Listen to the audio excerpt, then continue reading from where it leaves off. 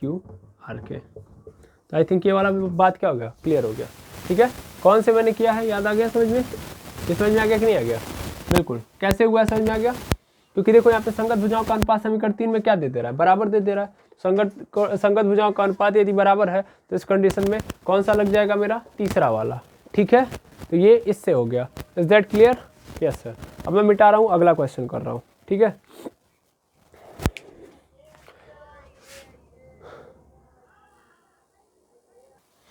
एक चीज और देखिएगा कि अगर इस ट्राइंगल के अंदर मैं देखूं तो इस ट्राइंगल के अंदर ये वाला भी लग जाएगा, भुजा कोण भुजा। क्यों? क्योंकि देखिएगा ये बड़ा वाला ट्राइंगल और ये छोटा वाला ट्राइंगल, इन दोनों के अंदर जो एंगल 1 है, एंगल 1 क्या है, दोनों के अंदर उभयनिष्ठ है, कॉमन है कि नहीं है? और पहली बात तो ये हो गई। दूसरी बात ये कि इन दोनों को यदि मैं देखूँ, मतलब ये दोनों भुजाओं को देखूँ, तो ये भुजाओं का अनुपात यहाँ से बराबर है, इन दोनों भुजाओं का अनुपात बराबर है उनके बीच में। ये एंगल 1 क्या है, कॉमन है। तो इस कंडीशन में कौन सा एंगल लग जाएगा, भुजा कोण भुजा। तो यानी चौथे वाले से भी ये क्या हो जाएगा, बराबर हो जाएगा। अदरवाइज सिर्फ भुजा भुजा भुजा वाले कसौटी से भी ये हो जा रहा है। ठीक है ना, तो चाहे आप ये वाला लगाइए चाहे चौथा वाला लगाइए तो भी हो जाएगा। ओके, ठीक है, अब इसको नोट कर लीजिएगा।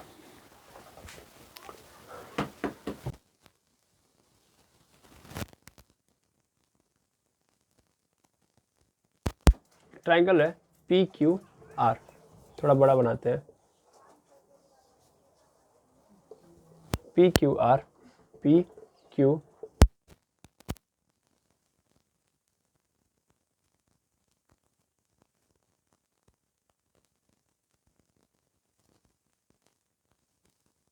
टी को यहाँ पे, सॉरी ये थोड़ा सा मिस्टेक हो गया, यहाँ पे रहेगा क्यू आर पे, तो क्यू आई तो पी क्यू है, ये हो जाएगा मेरा क्यू आर। क्यू आर पे क्या मेरा पॉइंट है, मेरा टी है। ठीक है, हाँ। अब कह रहा है सच दैट, इससे ऐसा करने से क्या हो रहा है, पहली चीज़ तो इसको मिला दीजिए, यस से टी को मिला दीजिए। अब ऐसा करने से क्या हो रहा है कि जो एंगल पी है, एंगल पी है वो are T S, that means ये वाला जो एंगल है, इस वाले एंगल से ये वाला एंगल पी क्या है, बराबर है। दैट मीन्स एंगल पी जो है बराबर है आर टी एस से। ठीक है, ये क्या है, गिवन है, ये बात गिवन है। कह रहा है कि सो दैट, यानी दिखाइए कि एंगल आर पी क्यू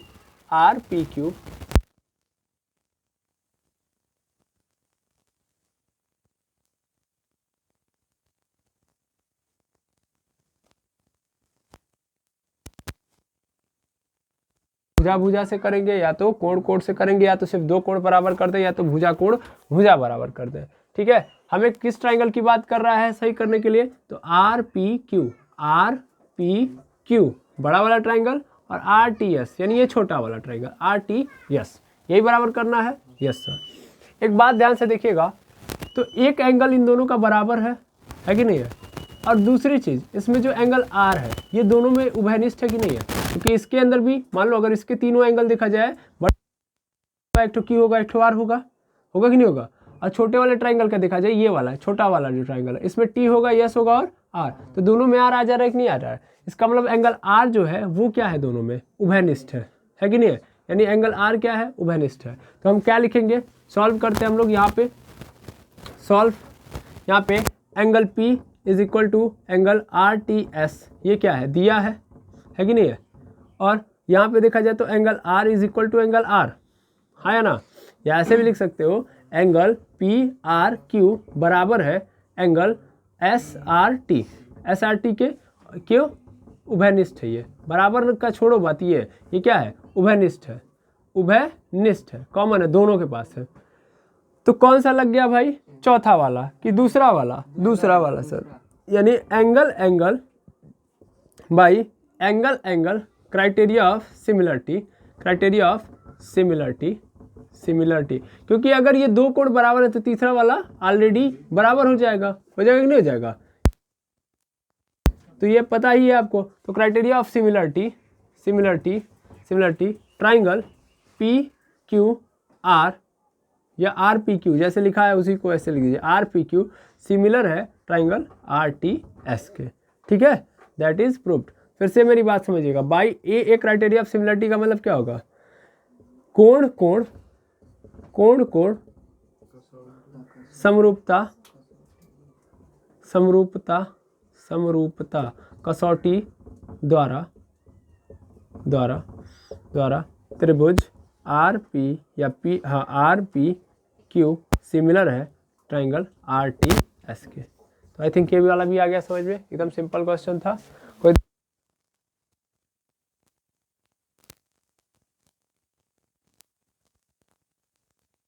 मैं देखता हूँ, इसको मैं क्लिक कर लूँ।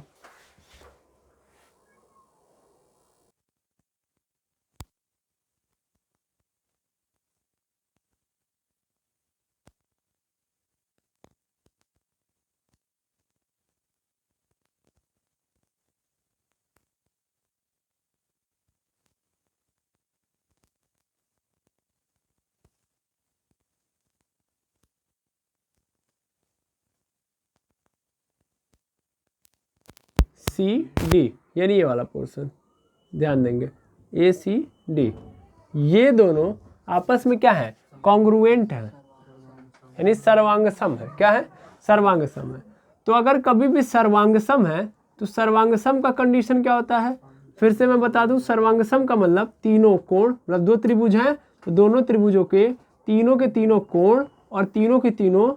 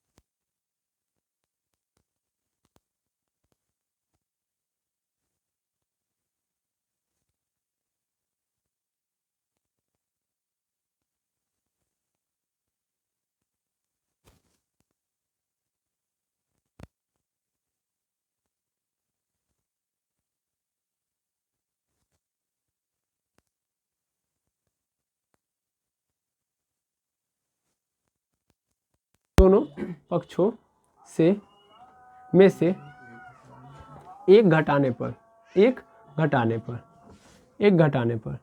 मैं घटा देता हूँ, लेकिन मुझे उन दोनों ट्राइंगल्स है ना, तो मेरा तो यहीं पे काम खत्म हो गया, यहीं पे डन करता हूँ मैं। ये दोनों त्रिभुज हैं, इन दोनों त्रिभुज के इन भुजाओं का अनुपात बराबर हो गया। अब मैं देखो, अभी मैं इसको मिटा दूंगा ना तो सब क्लियर हो जाएगा। अब इसका मुझे ज़रूरत नहीं है, इसको मिटा दो, खत्म। तो देखो एक मेरा त्रिभुज, अब ध्यान से देखोगे, अब ध्यान से देखना, तो ये मैं बड़ा वाला त्रिभुज यहाँ पे कंस्ट्रक्ट कर दे रहा हूँ रेड वाले से, और ये छोटा वाला मैं ब्लैक वाले से, ये छोटा वाला ब्लैक वाले से। अब समझना ध्यान से, अब ध्यान दो, ये वाली भुजा का अनुपात और ये वाली भुजा का अनुपात बराबर है इस वाली भुजा के और इस वाली भुजा के अनुपात के, बराबर है, बिल्कुल sir.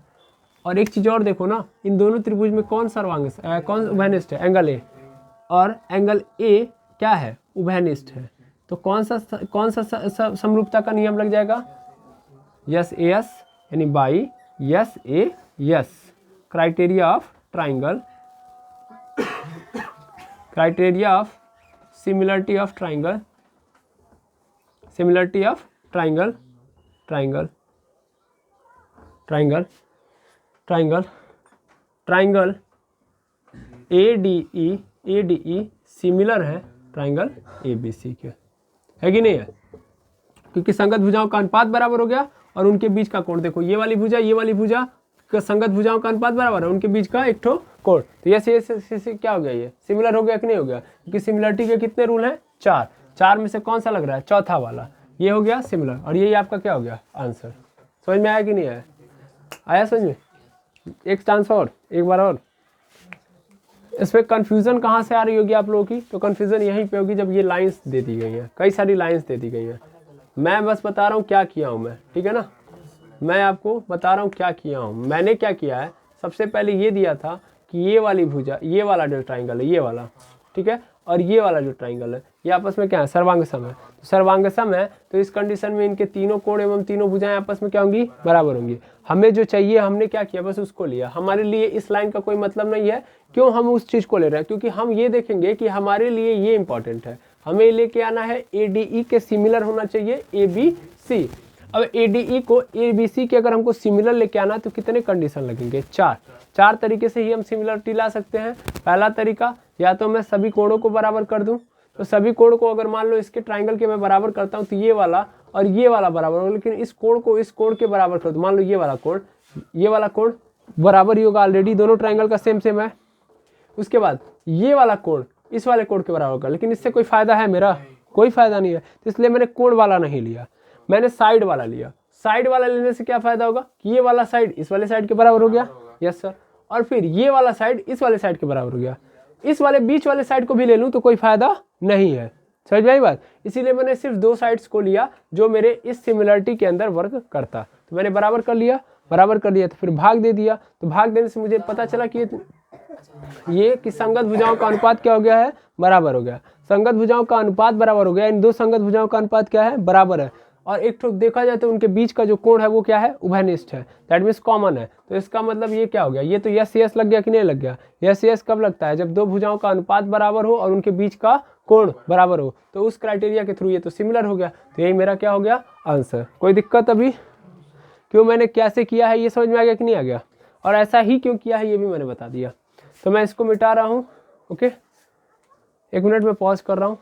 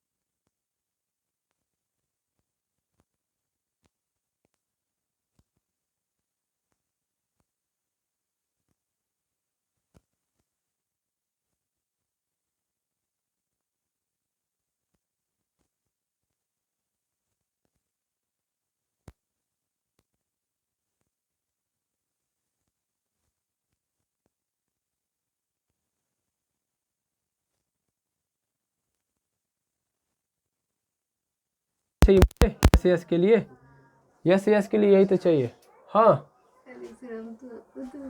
Yes A S, side, एक साइड, एक दूसरी साइड और उसके बीच का एंगल, तो हो तो गया, एक साइड और दूसरी साइड और उसके बीच का एंगल हो गया। ओके, तो आप लोग ज़्यादातर प्रयास करेंगे, जो भी बनाएंगे आप लोग आइसोलेट करते जाएंगे। अब से हम लोग जितना भी क्वेश्चन करेंगे आइसोलेट करके ही करेंगे, ठीक है ना, अलग अलग। तो अभी इसको नोट कर लीजिएगा आप लोग।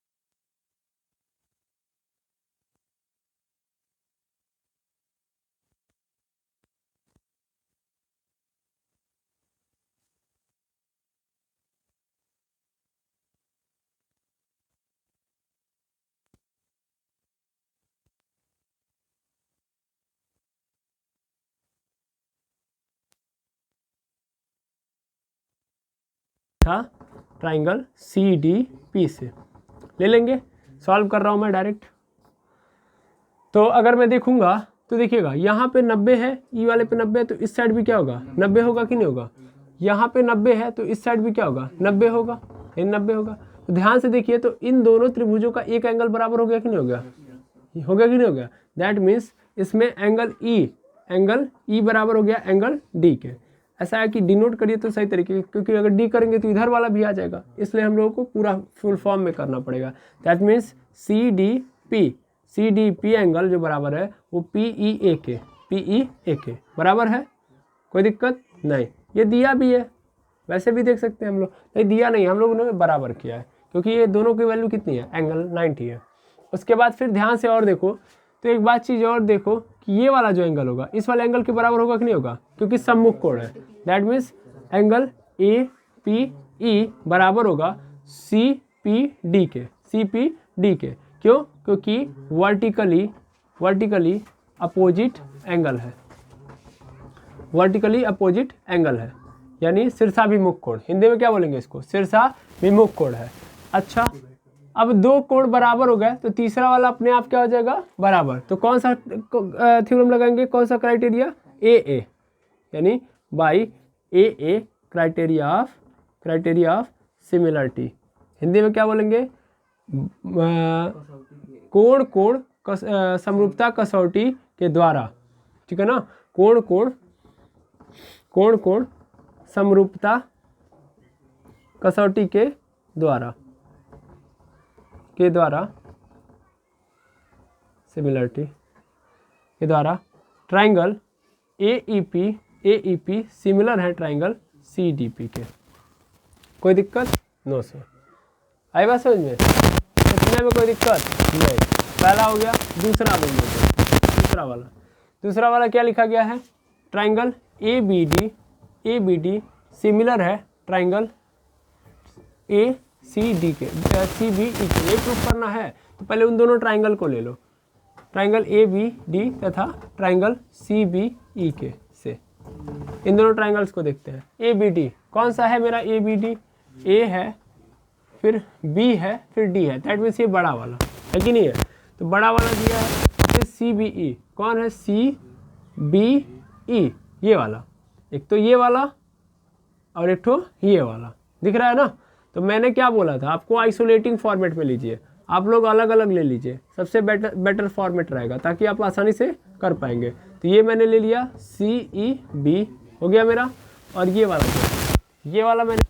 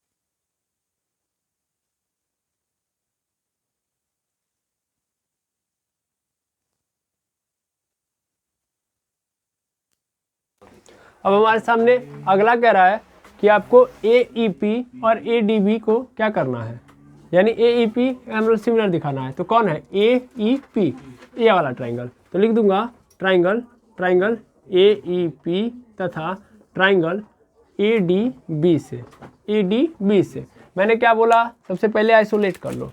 ADE पहले अलग, ADP अलग कर ले रहा हूँ। ADP मतलब ये मेरा ऐसे है, तो जैसे है उसको ऐसे ही बना लो, ये ऐसे ही है, छोटे से बनाओ बड़े से बनाओ फर्क नहीं पड़ता। PAE और ई पे कैसा है भाई 90 है तो 90 डिनोट कर दो, जो एक्स्ट्रा पॉइंट है उसको डिनोट कर दो, ठीक है। फिर ADB बनाओ, ADB यही बड़ा वाला है ना, दैट मीन्स फिर से वही वाला बनेगा।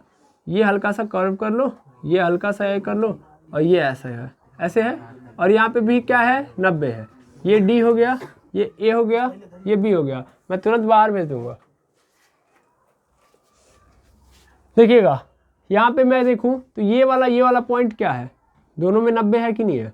देखिए ये तो लगभग सेम टू सेम पहले जैसा दिखाई दे रहा है मुझे, है ना। तो AEP ADB के क्या है, कि ऐसा तो नहीं ना कि अभी जस्ट हुआ था, नहीं ऐसे हुआ नहीं है, नहीं सेम है लेकिन ऐसा हुआ नहीं है, ठीक है। अभी हम लोगों ने ये वाला प्रूफ किया। तो इसका मतलब यहाँ पे क्या दिखाई दे रहा है, यहाँ पे PEA और ADB है ना एंगल, ये दोनों क्या है 90 है, यस सर। और ध्यान से देखो तो एंगल A और एंगल A दोनों में आ रहा है कि नहीं आ रहा है, A आ रहा है कि नहीं आ रहा है दोनों में। दैट मीन्स PAE बराबर है DAB के, क्यों, क्योंकि क्या है कॉमन है।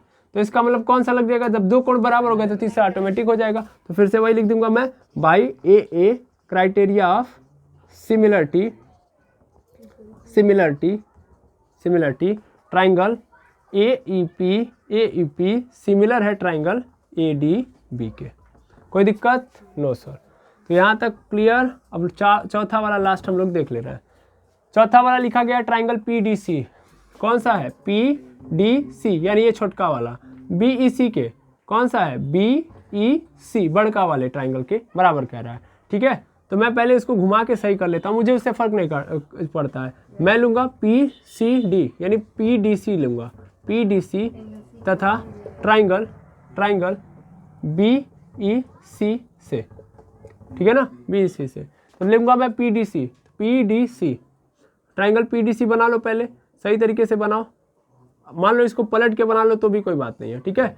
पलट के मैं बनाता हूँ ताकि कोई दिक्कत ना हो, आसानी से समझ में आ जाए, ठीक है। तो ये रहा P, ये रहा, मान लेता हूँ ये पलटा हूँ तो D, और ये क्या है C, और D पे कैसा है एंगल 90 है तो 90 डिनोट करना है, ठीक है ना। दैट मीन्स ये ऐसे नहीं बनेगा, कुछ ऐसे बन रहा होगा,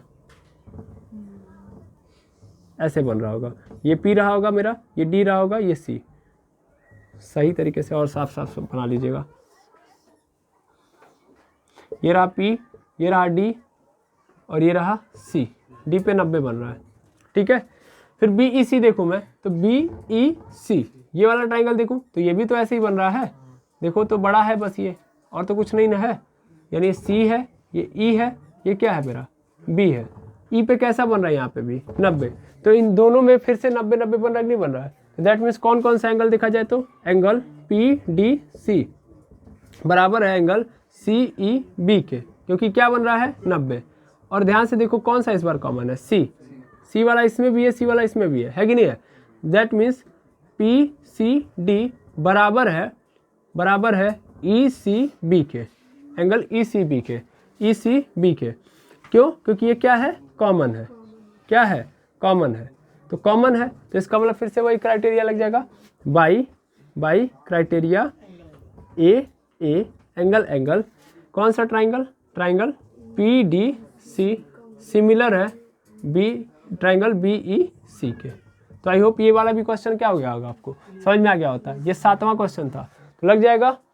अब इसके आगे हम लोग कल देखेंगे। आज की कहानी यहीं पे ख़त्म करते हैं। Thank you very much. इसको भी आप नोट कर लीजिएगा।